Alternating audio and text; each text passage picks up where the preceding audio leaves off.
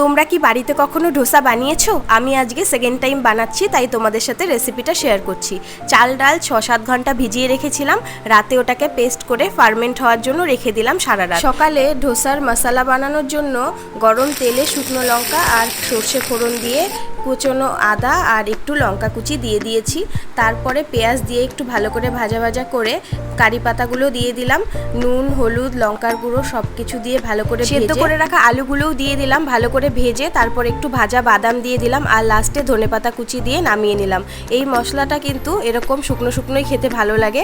তারপর দেখো ডোসার ব্যাটারটা বার করে নিয়েছি, একদম জালি জালি হয়েছে, তার মানে খুব সুন্দর ফার্মেন্ট হয়েছে। এবারে নুন আর চিনি দিয়ে এটাকে ভালো করে মিক্স করে ফেটিয়ে নিয়ে একটুখানি জল মিশিয়ে ভেজে নিলেই হয়ে যাবে।